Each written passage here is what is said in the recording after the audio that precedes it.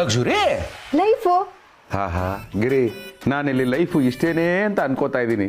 ನಿನಗೆ luxury life ಬೇಕಾ? ಇದನ್ನ ಆಸೆ ಅನ್ನಲ್ಲ, ದುರಾಸೆ ಅಂತಾರೆ.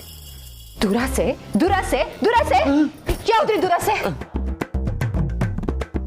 ನನ್ನ ಗಂಡ 6x6 ಮಂಚದ ಮೇಲೆ ಸ್ಪ್ರಿಂಗ್ ಮ್ಯಾಟ್ರಸ್ ಮೇಲೆ ಮಲಗಿ ಎದ್ದು ಆಕಳಿಸುವಾಗ ಕೆಲಸದವರೆಲ್ಲ ಬಂದು ಅವರಿಗೆ ಬೆಡ್ ಕಾಫಿ ತಂದ್ಕೊಡ್ಬೇಕು ಅಂತ ಅನ್ಕೊಳ್ಳೋದು ದುರಾಸೆನಾ? ದುರಾಸೆನಾ? ನನ್ನ ಮಕ್ಕಳು ಇಂಟರ್ನ್ಯಾಷನಲ್ ಸ್ಕೂಲ್ಗೆ ಹೋಗುವಾಗ ಲಕ್ಸುರಿ ಕಾರಲ್ಲಿ ಡ್ರಾಪ್ ತಗೋಬೇಕು ಅಂತ ಆಸೆ ಪಡೋದು ದುರಾಸೆನಾ? ದುರಾಸೆನೇನ್ರಿ? ನನ್ನ ಮಾವಂಗೆ ಪಾಪ ಮಂಡಿ ಆಪರೇಷನ್ಗೆ ಅಂತ ಫಾರಿನಿಂದ ಚಿಂಗ್ ಚಿಂಗ್ ಪಿಯಾ ಪಿಯಾ ಅನ್ನೋ ಡಾಕ್ಟರ್ನ ಕರೆಸಿ ಡಾಲರ್ಸ್ ಅಲ್ಲಿ ದುಡ್ಡನ್ನ ಬಿಸಾಕ್ಬೇಕು ಅಂತ ಅನ್ಕೊಳ್ಳೋದು ದುರಾಸೆನಾ? ಹೇಳ್ರಿ, ದುರಾಸೆನಾ? ಇಡೀ ದಿನ ಮನೆಯಲ್ಲಿ ಕೆಲಸ ಮಾಡಿ ಮಾಡಿ ಸುಸ್ತಾಗಿರೋ ಈ ಹೆಣ್ಣು ಜೀವ ಸ್ವಲ್ಪ ಹೊತ್ತು ಸ್ವಿಮ್ಮಿಂಗ್ ಪೂಲಲ್ಲಿ ರಿಲ್ಯಾಕ್ಸ್ ಮಾಡಬೇಕು ಅಂತ ಅನ್ಕೊಳ್ಳೋದು ದುರಾಸೆನಾ? ನನ್ನ ಗಂಡ, ನನ್ನ ಮನೆ, ನನ್ನ ಮಕ್ಕಳು, ನಮ್ಮ ಮಾವ ಎಲ್ಲರೂ ಚೆನ್ನಾಗಿರ್ಬೇಕು ಅಂತ ಅನ್ಕೊಳ್ಳೋದು ದುರಾಸೆನಾ? ದುರಾಸೆನಾ? ಗಿರಿ, ಮಿನುಗುತ್ತಾರೆ ಕಲ್ಪನಾ, ನಾಗವಲ್ಲಿ ಒಟ್ಟೊಟ್ಟಿಗೆ ಮೈ ಮೇಲೆ ಬಂದವ್ರ ತರ ಆಡ್ತಾ ಇದೆಯಲ್ಲ, ಯಾಕೆ? ನೋಡ್ರಿ, ನಂಗೆ ನೀವ್ ಏನ್ ಹೇಳಿದ್ರು ಇವಾಗ ಕೇಳಿಸಲ್ಲ. ನಮ್ಮ ಮನೆ ದೊಡ್ಡದಾಗ್ಬೇಕು, ನಾವ್ ಲಕ್ಸುರಿ ಲೈಫಲ್ಲಿ ಬದುಕಬೇಕು. ಯಾವಾಗ ಮಾಡ್ತೀರಾ ಹೇಳಿ? ಗಿರಿ, ಚಿತ್ರಾನ್ನನೋ ಉಪ್ಪಿಟ್ಟು ಆದ್ರೆ ಈಗಲೇ ಹೋಗಿ ಮಾಡ್ಕೊಂಬರ್ತೀನಿ, ನಿನ್ ತಿನ್ಸು ಬಿಡ್ತೀನಿ. ಇದಕ್ಕಿಂದಾಗೆ ಇರೋ ಮನೆನ ದೊಡ್ಡದು ಮಾಡು ಅಂದ್ರೆ ನಾನು ಹೇಗೆ ಮಾಡ್ಲಿ? ಅದೇನು ಹಪ್ಳನೋ ಸಂಡಿಗೆನ ಚಿಕ್ಕದಾಕಿದ್ರೆ ದೊಡ್ಡದು ಬರುತ್ತೆ ಅನ್ನೋದಕ್ಕೆ. ನೋಡು ಗಿರಿ, ಆಸೆ ಒಳ್ಳೇದಲ್ಲ, ಅದು ಕೆಟ್ಟದ್ದೇ ಆಗಿರ್ಲಿ, ನನಗದು ಬೇಕು. ನಾವೆಲ್ಲರೂ ಚೆನ್ನಾಗಿರ್ಬೇಕು ಅಷ್ಟೇ. ಗಿರಿ, ಕಡೆ ಪಕ್ಷ ಒಡವೆ ಕೇಳಿದ್ರೆ ಇವತ್ತಿಂದನೇ ದುಡ್ಡು ಕೂಡಿಡಕ್ಕೆ ಶುರು ಮಾಡಿ ಒಂದು 2 ಇಯರ್ಸ್ಗೋ 3 ಇಯರ್ಸ್ಗೋ ನಿನಗೆ ಒಡವೆ ಮಾಡಿಸ್ಕೊಡ್ಬಹುದು. ನಮ್ಮ ಮಗಳ ಮದುವೆ ಪ್ಯಾಲೇಸಲ್ಲಿ ಆಗಬೇಕು ಅಂತ ನೀನು ಆಸೆ ಪಟ್ಟರೆ ಅದಕ್ಕೂ ಚೀಟಿ ಗೀಟಿ ಹಾಕಿ ಒಂದು 5-6 ಇಯರ್ಸಲ್ಲಿ ವ್ಯವಸ್ಥೆ ಮಾಡ್ಕೋಬೋದು. ಆದರೆ ಇದಕ್ಕಿದ್ದಂಗೆ ಲ್ಯಾವಿಶ್ ಲೈಫು, ಲ್ಯಾವಿಶ್ ಜೀವನ ಅಂದರೆ ನಾನು ಎಲ್ಲಿಗೆ ಹೋಗಲಿ? ನೋಡಮ್ಮ, ನಿನ್ನ ಗಂಡ ಆಫ್ಟರ್ ಆಲ್ ಸೇಲ್ಸ್ಮ್ಯಾನ್, ಚಡ್ಡಿ ಮಾರೋನು. ಎಸ್ ಎಸ್, ನೀವ್ ಯಾಕೆ ಒಂದು ಚಡ್ಡಿ ಕಂಪ್ನಿನ ಓಪನ್ ಮಾಡಬಾರ್ದು? ಗಿರಿ, ಒಂಟಿಯಾಗಿರೋ ಮನುಷ್ಯನಿಗೆ ಚಡ್ಡಿನೇ ಕಂಪ್ನಿ ಅಂತದ್ರಲ್ಲಿ ನೀನ್ ಚಡ್ಡಿ ಕಂಪ್ನಿ ಅಂತ ಇದೆಯಲ್ಲ, ಇದೆಲ್ಲ ಆಗಲ್ಲ. ನೋಡು, ಎಷ್ಟೋ ವರ್ಷ ಎಕ್ಸ್ಪೀರಿಯನ್ಸ್ ಇರೋ ನಮ್ಮ ಬಾಸೆ ಕಂಪ್ನಿ ನಡೆಸೋದಕ್ಕೆ ಮುಕ್ಕರಿತಾ ಇದ್ದಾರೆ. It is not possible. It is possible. ಒಂದು ನಿಮಿಷ ಓದ್ತೀನಿ, ಕೇಳಿಸ್ಕೊಳ್ಳಿ. ಅದಾನಿ, ಅಂಬಾನಿ, ನಮ್ಮ ನಾರಾಯಣ ಮೂರ್ತಿಗಳು, ಉದಯ್ ಶ್ರೀವಾತ್ಸವ್, ರಾಜೀವ್ ಮೆಹ್ತಾ ಇವರೆಲ್ಲ ಬಡವರಾಗೆ ಹುಟ್ಟಿದ್ರು. ಆದ್ರೆ ಅವ್ರ ಕಂಡ ಕನಸು ಇವತ್ತು ಅವ್ರನ್ನ ಲಕ್ಸುರಿ ಲೈಫಲ್ಲಿ ಇರೋ ಹಾಗೆ ಮಾಡಿದ್ದಾರೆ. ಇವರೆಲ್ಲರ ಹೆಸರು ಜೊತೆ ಶಿವಪ್ರಸಾದ್ ಕೂಡ ಒಂದು ಬಡ ಕುಟುಂಬದಲ್ಲಿ ಜನಿಸಿ ಅವರ ಶ್ರೀಮತಿಯ ಸ್ಫೂರ್ತಿಯಿಂದ ದೊಡ್ಡ ಉದ್ಯಮಿಯಾಗಿದ್ದಾರೆ ಅಂತ 5ನೇ ಕ್ಲಾಸ್ ಮಕ್ಕಳಿಗೆ ಪಾಠ ಬಂದ್ರೆ ಹೇಗಿರುತ್ತೆ? ಹೇಗೇಗೋ ದುಡ್ಮ ಶ್ರೀಮಂತರಾಗಿರೋರು ಒಂದು ಮಾತು ಹೇಳ್ತಾರೆ, ಬಡವನಾಗಿ ಹುಟ್ಟೋದು ತಪ್ಪಲ್ಲ, ಆದ್ರೆ ಬಡವನಾಗಿ ಸಾಯೋದು ತಪ್ಪು ಅಂತ. ಗೊತ್ತೇನ್ರಿ ನಿಮ್ಗೆ? ಗೊತ್ತೇನ್?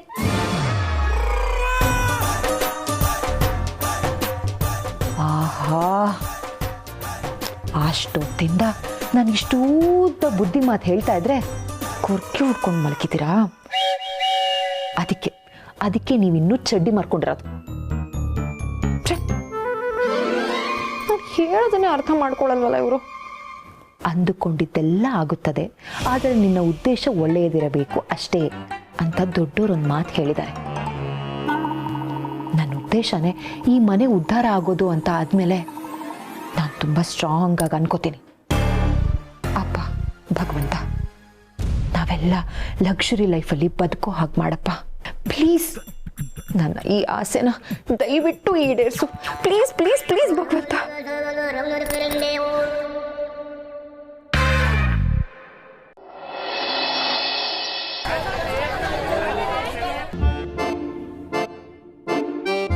ಕಾಶಿಯವ್ರೆ, ಗೌರಿ, ನೀವು ತಿಂಡಿಗೆ ಬನ್ನಿ. ಅಯ್ಯೋ ಗಿರ್ಜಮ್ಮ, ತಿಂಡಿಗೆ ನಮ್ಮನ್ನು ಕರಿಬೇಡಿ, ಬಜ್ಜಿಗೆ ನನ್ನನ್ನು ಮರಿಬೇಡಿ. ಜಿ ಅಕ್ಕ, ನಾವು ಬರ್ತಾನೆ ತಿಂಡಿ ತಿನ್ಕೊಂಬಂದ್ವಿ. ಸೋಷಿಯಲ್ ಮೀಡಿಯಾದಲ್ಲಿ ಒಂದು ವಿಡಿಯೋ ನೋಡಿದ್ದೆ, 5 AM ಇಡ್ಲಿ ಅಂತ. ಅದಕ್ಕೆ 4:15ಗೆ ಅಲ್ರಾಮ್ ಇಟ್ಟು ಇವ್ರನ್ನು ಎಪ್ಸಿ ಕರ್ಕೊಂಡು ಹೋಗಿದ್ದೆ. ಏನ್ ಜನ ಅಂದ್ರೆ ಜನ ಗೊತ್ತಾ? ಕಡೆ ಗೊತ್ತಿತ್ತಲ್ಲ, ಈ ಕೇರಾಡಿ ಕಾಶಿನಾಥ್ ಎಂಟ್ರಿ. ನಾನು ಎಲ್ಲಿ ನಿಂತ್ಕತ್ನೋ ಅಲ್ಲಿಂದಾನೇ ಲೈನ್ ಶುರು ಆಯ್ತು. ಆ ಅಂಗಡಿಯವನಿಗೆ 2 ಆವಾಜ್ ಹಾಕಿ ಫ್ರೀ ಇಡ್ಲಿ ತಿನ್ಕೊ ಬಂತು. ಆದ್ರೆ ಇಡ್ಲಿ ಲಾಯ್ಕಿರ್ಲಿಲ್ಲ. ಅದಕ್ಕೆ ಹೇಳೋದು ಕಣೋ, ಜನ ಮರಳು ಜಾತ್ರೆ ಮರಳು ಅಂತ. ಮುಂದ್ಗಡೆ ಅವನು ಯಾರೊಬ್ಬ ಓ ಅನ್ಬಿಟ್ರೆ ಹಿಂದ್ಗಡೆ ಅವ್ರಲ್ಲ ಓ ಓ ಓ ಓ ಅಂತಿರ್ತಾರೆ. ನಾವು 5 AM ಇಡ್ಲಿ ತಿನ್ನೋಣ. ನೀನು ಕೇಳೋದಿಚ್ಚೋ ನಾವು ಕೊಡೋದಿಚ್ಚೋ. ಗಿರಿ ಒಂದು ಕೆಲಸ ಮಾಡು, ನಾಳೆ ಬೆಳಗ್ಗೆ 4:15 ಎದ್ದು ಬಿಸಿ ಬಿಸಿ ಇಡ್ಲಿ ಮಾಡು. ಎಕ್ಸಾಕ್ಟ್ 5 ಗಂಟೆಗೆ ಇವನ್ ಬ್ಯಾಗ್ ಇಟ್ಬಿಡು. ಅಪ್ಪ ಅವನ ಆಚೆ ಕರ್ಕೊಂಡು ಹೋಗು ಅಂತ ಕೇಳ್ತಾ ಇರೋದು. ಹೇ ಯಾಕೋ ನನ್ನ ಮನೇಲಿ ಅಡುಗೆ ಚೆನ್ನಾಗಿ ಮಾಡಲ್ವಾ? ಇರ್ಲಿ ಬಿಡಮ್ಮ, ಮಕ್ಕಳು ತಾನೇ, ಹೊರಗಡೆ ಹೋಗಿ ತಿನ್ಬೇಕು ಅಂತ ಆಸೆ ಇರಲ್ವಾ? ಶಿವು, ಓ ಸರ್ ಬನ್ನಿ ಬನ್ನಿ. ಶಿವರೇ ತಿಂಡಿ ಮಾಡ್ತಾ ಇದ್ದಾರ ಮುಗಿಸಿ? ಇಲ್ಲ ಸರ್, ಆಯ್ತು ನಂದು. ಕೂತ್ಕೊಳ್ಳಿ, ಬನ್ನಿ ಸರ್ ಕೂತ್ಕೊಳ್ಳಿ. ಬನ್ನಿ ಶಿವ, ನೀವು ಕೂತ್ಕೊಳ್ಳಿ. ಆರಾಮ್ ಸರ್. ಅಪ್ಪ ಗಿರಿ.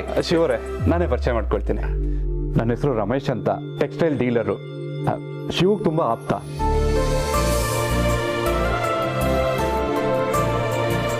ಶಿವರೇ ಅರ್ಜೆಂಟಾಗಿ ನಿಮ್ಮಿಂದ ಒಂದು ಹೆಲ್ಪ್ ಆಗಬೇಕು. ನೀವು ಅಂತೀರಾ ಅಂತ ನಂಬಿಕೆಯಿಂದ ಬಂದಿದ್ದೀನಿ. ಅಯ್ಯೋ, ಮೊದಲೇ ದೊಡ್ಡ ಮನುಷ್ಯ ಅವರು. ಹಣ ಏನಾದರೂ ಕೇಳ್ಬಿಡ್ತಾರಾ? ಆಹಾ, ಕಮಲಾನಗರ ವಾಟರ್ ಟ್ಯಾಂಕ್ ಬಂದು ಕಾಮಾಕ್ಷಿ ಪಾಳ್ಯದ ನಲ್ಲಿಯಲ್ಲಿ ನೀರು ಕೇಳ್ದಂಗೆ ಆಗ್ಬಿಡುತ್ತೆ. ಏನ್ ಮಾಡ್ಲಿ? ಶಿವರೇ ನನ್ನ ಹೆಂಡತಿ ಮಕ್ಕಳು ಫಾರಿನಲ್ಲಿದ್ದಾರೆ. ಅವರು ಇಲ್ಲಿಗೆ ಬಂದು ಸೆಟ್ಲ್ ಆಗ್ತಾರೆ ಅಂತ ದೊಡ್ಡದಾಗಿ ಮನೆ ಕಟ್ಟಿಸ್ದೆ, ಗೃಹ ಪ್ರವೇಶನೂ ಮಾಡಿದೆ. ಆದರೆ ಈಗ ನೋಡಿದ್ರೆ ಇಲ್ಲಿಗೆ ಬರಲ್ಲ ಅಂತಿದ್ದಾರೆ. ಅದಕ್ಕೆ ನಾನು ಅಲ್ಲಿಗೆ ಹೋಗಿ ಕನ್ವಿನ್ಸ್ ಮಾಡಬೇಕು ಅಂತ ಇದ್ದೀನಿ. ಅಷ್ಟು ದಿನ ನಾನು ಊರಲ್ಲಿರಲ್ಲ, ಮನೆ ಬೇರೆ ದೊಡ್ಡದು. ಮನೆ ದೊಡ್ಡದು ಅಂದರೆ ತುಂಬ ದೊಡ್ಡದೇನಲ್ಲ, 100x100 ಅಷ್ಟೇ. 100ಕ್ಕೆ 100 ಅಂತಾರಲ್ಲ, ಹಾಗೆಯಾ? ಎಲ್ಲಿ ಬರ್ತದ? Dollars colony sir. ಮನೇಲಿ ಯಾರೂ ಇರಲ್ಲ. ಇತ್ತೀಚೆಗೆ ನಿಮಗೆ ಗೊತ್ತಲ್ಲ, ಸೆಕ್ಯೂರಿಟಿ ಗಾರ್ಡೇ ಕಳ್ತನ ಮಾಡಿದ್ದಾನೆ. ಅದಕ್ಕೆ ನನ್ನ ಮನೆ ನೋಡ್ಕೊಳ್ಳೋಕ್ಕೆ ನಂಬಿಕಸ್ತರು ಬೇಕು. ನನ್ನ ಜೀವನದಲ್ಲಿ ಶಿವು ನಂಬೋ ಅಷ್ಟು ನನ್ನ ಹೆಂಡತಿನೂ ನಂಬಲ್ಲ. ಅಂದ್ರೆ ನಿಮಗೆ ನಿಮ್ಮ ಹೆಂಡತಿಗಿಂತ ಶಿವನೇ ಹೆಚ್ಚಾ? ಹಾಗಲ್ಲ ಸರ್, ಶಿವು ಎಂಥ ಮನಸ್ಸಿನ ವ್ಯಕ್ತಿ ಅಂತ ಎಲ್ರಿಗೂ ಗೊತ್ತಿದೆ. ಅದಕ್ಕೆ ಸ್ವಲ್ಪ ದಿನ ನಿಮ್ಮ ಫ್ಯಾಮಿಲಿ ನನ್ನ ಮನೇಲಿ ಉಳ್ಕೊಂಡ್ರೆ ನನಗೆ ತುಂಬ ಹೆಲ್ಪ್ ಆಗುತ್ತೆ. ಡಾಲರ್ಸ್ ಕಾಲೋನಿನಲ್ಲಿ 100x100 ಮನೆ. ಆಹಾ, ಭರ್ಜರಿಯಾಗಿರುತ್ತೆ ಅನ್ಸುತ್ತೆ. ಅದು ಸರ್, ದಯವಿಟ್ಟು ಬೇಜಾರು ಮಾಡ್ಕೋಬೇಡಿ. ನಮಗೆ ಅದೆಲ್ಲ ಸೆಟ್ ಆಗಲ್ಲ. ನಾವು ನಿಮ್ಮ ಮನೆಗೆ ಬಂದ್ಬಿಟ್ರೆ ನಮ್ಮನೆ ನೋಡ್ಕೊಳ್ಳೋದು ಯಾರು ಹೇಳಿ? ಬೇಜಾರು ಮಾಡ್ಕೋಬೇಡಿ ಪ್ಲೀಸ್, ಬೇರೆ ಯಾರನ್ನಾರು ನೋಡ್ಕೊಳ್ಳಿ. ಶಿವ ಅವರೇ ಪ್ಲೀಸ್, ಇಲ್ಲ ಅನ್ಬೇಡಿ. ನನ್ನ ಮನೇಲಿ ನಿಮಗೆ ಯಾವ ತೊಂದರೆನೂ ಆಗಲ್ಲ. ನನ್ನ ಮನೇಲಿ ಸ್ವಿಮ್ಮಿಂಗ್ ಪೂಲ್ ಇದೆ, ಗಾರ್ಡನ್ ಇದೆ, ಸಪ್ರೇಟ್ ಮಿನಿ ಥಿಯೇಟರ್ ಇದೆ, ಕೆಲಸ ಮಾಡೋದಕ್ಕೆ ಕೆಲಸಗಾರರಿದ್ದಾರೆ. ಅದು ಅಲ್ಲದೆ ಪರ್ಸನಲ್ ಶೆಫ್ ಇದ್ದಾರೆ. ನೀವು ಜಸ್ಟ್ ಅಲ್ಲಿದ್ದರೆ ಸಾಕು.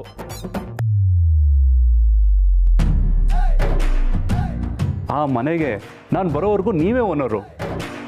ಅಣ್ಣ, ನನ್ನ ಗಂಡನ ಪರವಾಗಿ ನಾನು ನಿಮಗೆ ಮಾತು ಕೊಡ್ತಿದ್ದೀನಿ. ನೀವೇನು ಯೋಚನೆ ಮಾಡಬೇಡಿ. ನಾವು ನಿಮ್ಮ ಮನೆಗೆ ಬಂದಿರ್ತೀವಿ, ನೀವು ಕೀ ಕೊಟ್ಟು ಹೋಗಿ ಸಾಕು.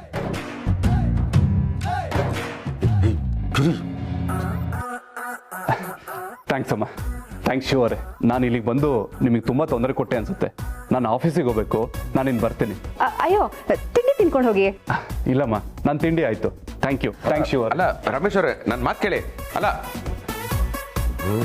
ಹೇ ಗಿರಿ, ಲೂಸಾ ನೀನು? ಇದು ಅತಿ ಆಗ್ಲಿಲ್ಲ ರೀ. ಈ ವಿಷಯದಲ್ಲಿ ನಾನು ನಿಮ್ಮ ಮಾತು ಕೇಳಲ್ಲ. ನಮ್ಮ ಮನೆ ಬಗ್ಗೆ ಯೋಚನೆ ಮಾಡಬೇಡ್ರಿ, ಅಕ್ಕಪಕ್ಕದವ್ರು ನೋಡ್ಕೋತಾರೆ. ಕಾಶಿಯವರೇ, ಗೌರಿ, ನೀವು ಬಟ್ಟೆ ಬರೆ ಎಲ್ಲ ಪ್ಯಾಕ್ ಮಾಡ್ಕೊಂಡು ನಮ್ಮ ಜೊತೆ ಹೊರಡಕ್ಕೆ ರೆಡಿ ಆಗ್ಬಿಡಿ. ಹಾ ಗಿರಿ, ರೀ, ನಾನು ಹೇಳಿಲ್ವಾ ನಿಮ್ಗೆ ಲ್ಯಾವಿಶ್ ಲಕ್ಸುರಿಯಸ್ ಲೈಫ್ನ ನಾನು ನೋಡ್ಬೇಕು ಅಂತ? ನನ್ನ ಮಾತನ್ನ ನೀವಂತೂ ಕೇಳಲಿಲ್ಲ, ಆ ಭಗವಂತ ಕೇಳಿಸ್ಕೊಂಡ್ಬಿಟ್ಟ.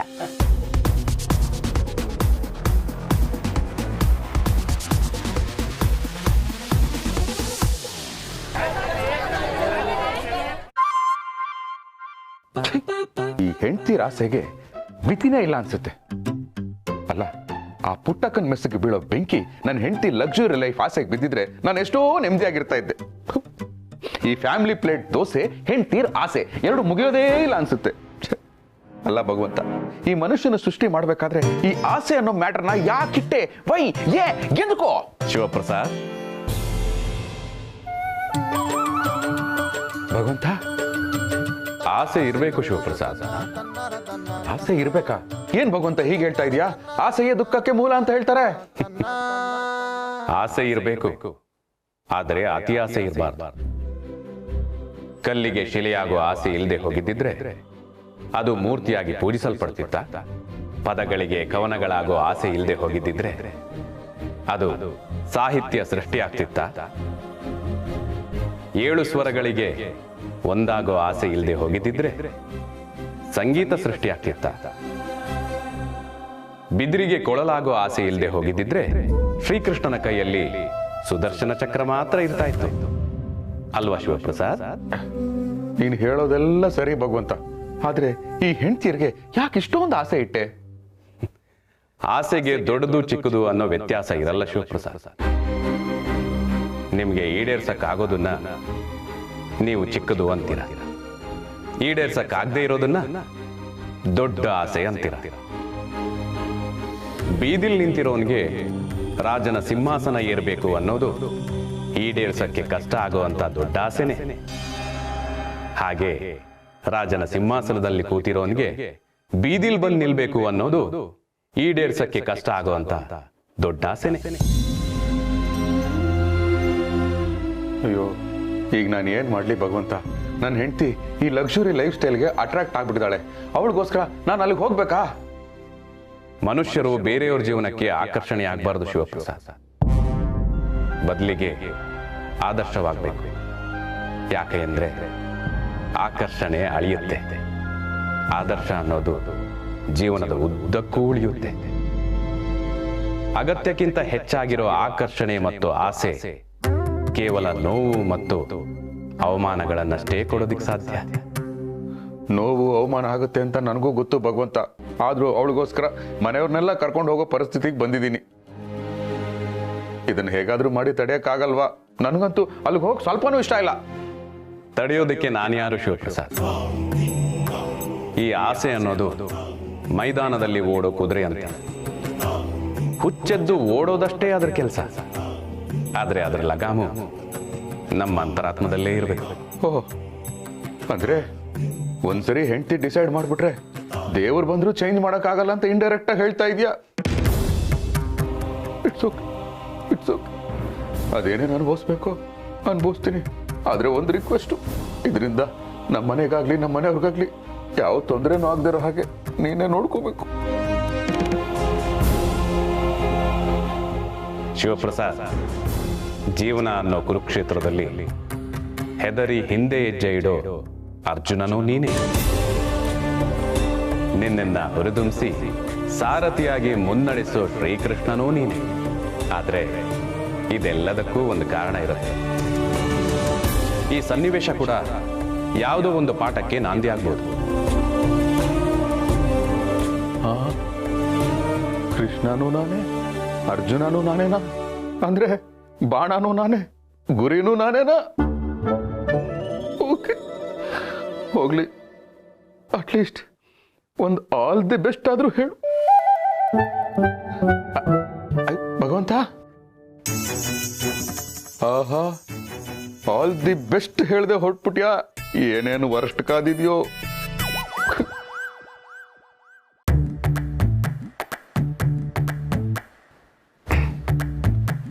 ಗಿರಿ, ನಿನ್ನ ಬಲವಂತಕ್ಕೆ ಬರ್ತಾ ಇದ್ದೀನಿ.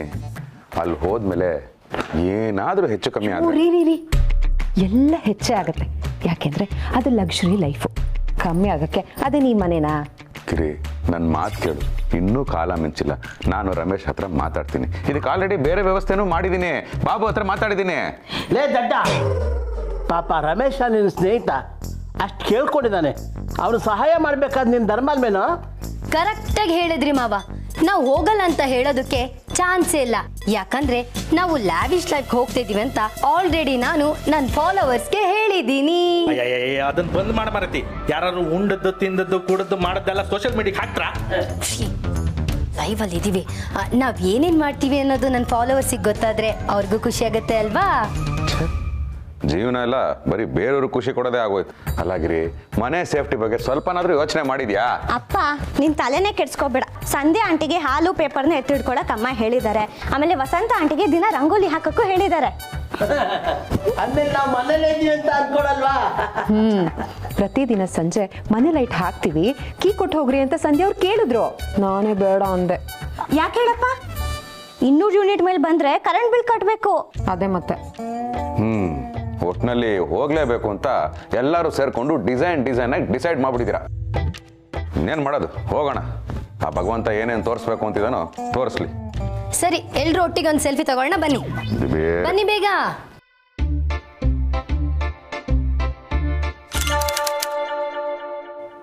ಎಂತ ಮನೇನಪ್ಪ, ಎಂತ ಅಯ್ಯೋ ಅಯ್ಯೋ ಅಯ್ಯೋ ಅಯ್ಯೋ ಅಯ್ಯೋ.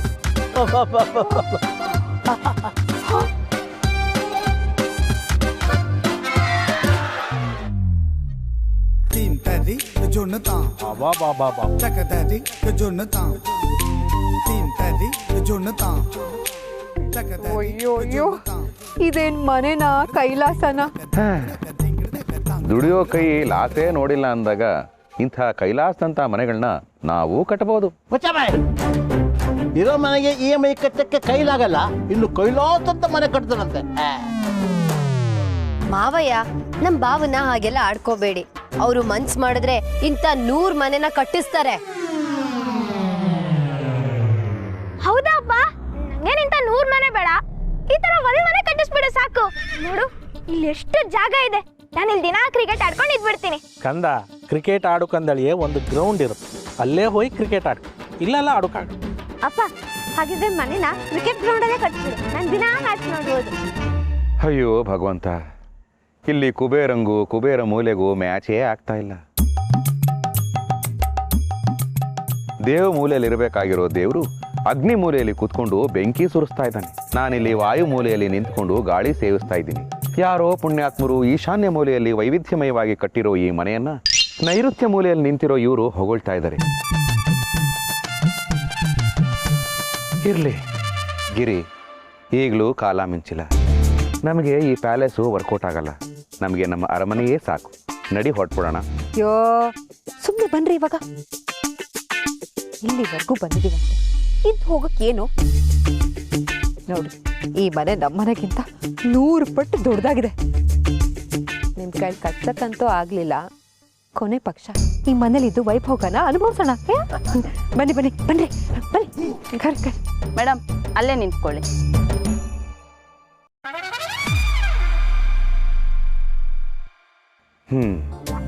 ನೋಡಿದ್ಯಾಗಿರಿ, ಅವ್ರ ಕಣ್ಗೆ ನಾವು ಕೆಲಸದವ್ರ ಥರನೂ ಕಾಣಿಸ್ತಾ ಇಲ್ಲ.